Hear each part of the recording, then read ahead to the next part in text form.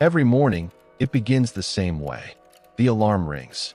You open your eyes, and before the day has even started, a voice is already speaking. 5 more minutes. You should have gone to bed earlier. You're already behind. Later, while brushing your teeth, another thought appears. I need a haircut. A few seconds later, maybe it doesn't matter. Then you rush out the door. You reach for your keys.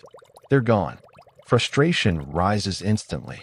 And before you can stop yourself, you say, I can't do anything right.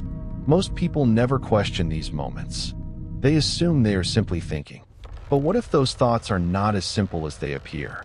What if the voice inside your head is not a single voice at all?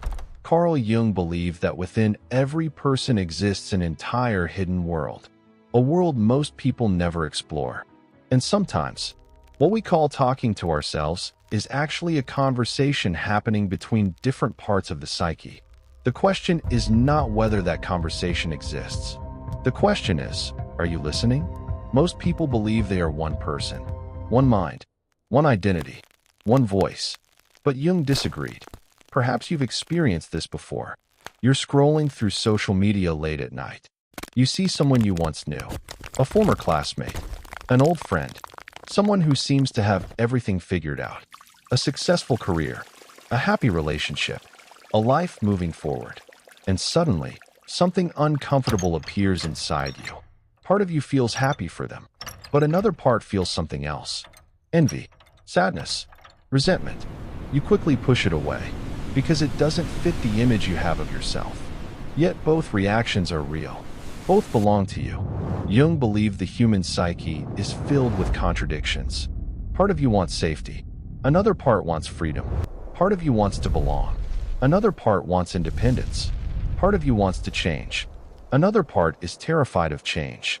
What we call self-talk may be these different forces speaking to one another. Yet most people identify with only one voice. The ego. The voice that says, this is who I am. This is what I believe. These are my thoughts. But Jung warned that the ego is only a small island floating in a vast ocean called the unconscious. And beneath the surface, something waits. Imagine meeting someone for the first time. Within seconds, you dislike them. You cannot explain why. They haven't insulted you. They haven't harmed you. Yet something about them bothers you. Why? Jung called this phenomenon projection. We often see in others what we refuse to see in ourselves. The arrogance that reflects our own hidden pride. The weakness that reminds us of our own vulnerability. The confidence we criticize because we are afraid to express it. What disturbs us most is not always the other person. Sometimes it is a forgotten part of ourselves standing directly in front of us, demanding to be recognized. This is the shadow. Not evil, not monstrous. Simply the parts of yourself you learned to reject. The anger you buried. The sadness you hid. The confidence you suppressed. The vulnerability you were taught to be ashamed of. What is rejected does not disappear. It waits, and eventually, it speaks. Sometimes through dreams, sometimes through emotional reactions, and sometimes through the voice inside your own head. The voice that whispers, you're not enough. You always fail. No one truly understands you. Most people assume that voice is telling the truth. But Jung would ask a different question. Who is speaking? Perhaps the voice is older than you think. Perhaps it did not begin this morning, or last year, or even in adulthood. Perhaps it began decades ago. A child makes a mistake and hears criticism. A child cries and is told to stop. A child expresses who they are and learns that certain parts of themselves are unacceptable. The parent disappears. The teacher disappears. The moment disappears. But the voice remains. The child who was laughed at for speaking up may become the adult who is afraid to be seen. The child who was constantly criticized may become the adult who criticizes themselves before anyone else can.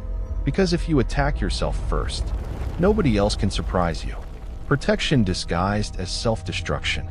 A survival strategy that outlived the danger that created it. Over time, these voices become so familiar that they begin to sound like your own. But familiarity is not the same thing as truth. This is where many people become trapped. They hear the voice for so many years that they stop questioning it. They assume, I am my thoughts. I am my fears. I am my inner criticism. But Jung believed something different. You are not the voice. You are the one hearing it. And the moment you realize this, everything changes. You stop asking, is this voice right? And begin asking, why does this voice exist? That question changes everything. Because the moment you stop identifying with the voice, a new possibility emerges. You no longer have to fight it. You no longer have to obey it. For the first time, you can begin a relationship with it. What if the voice that criticizes you is not trying to destroy you? What if it is trying to protect you? Not from failure, but from the pain of failing again. Not from rejection, but from reliving a rejection that happened long ago. Suddenly, the voice sounds different. Less like an enemy, more like a wounded guardian. Most people spend their lives trying to silence that voice. But Jung believed that what we resist often grows stronger. The goal is not to destroy the voice. The goal is to understand it. Tonight, try something unusual. When the critical voice appears, don't argue with it. Don't silence it. Don't replace it with a positive affirmation. Instead, ask, how old do I feel right now? Not how old are you? How old do you feel? You may discover that the voice speaking is far younger than you imagined. A frightened child, a rejected teenager, a forgotten part of yourself carrying an old wound. And sometimes the first step toward healing is simply recognizing who is speaking. And something strange begins to happen. The voice does not disappear, but it loses its power because you are no longer trapped inside it. You become the observer, the listener, the witness. One day, the familiar voice returns. You are not enough. And for a moment, you almost believe it, just as you always have. But then something different happens. You pause. You notice the voice. You notice the fear beneath it. And instead of becoming the voice, you simply listen. For the first time, there is space between you and the thought, a space that did not exist before. And within that space, freedom begins. Perhaps one day, someone criticizes you, and the familiar reaction begins. The tightening in your chest, the urge to defend yourself, the voice that whispers, you're not good enough. But this time, you recognize it. You do not become it. You simply notice it. And what once controlled your life becomes something you can finally understand. Not freedom from pain, not freedom from fear, but freedom from being unconsciously controlled by them. Jung called this process individuation, the lifelong journey of becoming whole.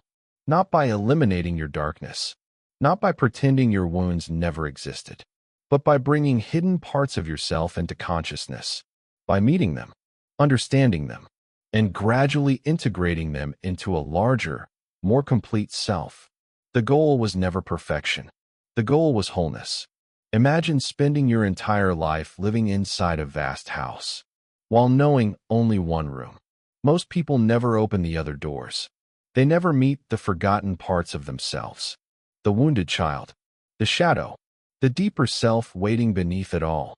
And yet those unseen rooms influence every decision they make, every relationship, every fear, every hope.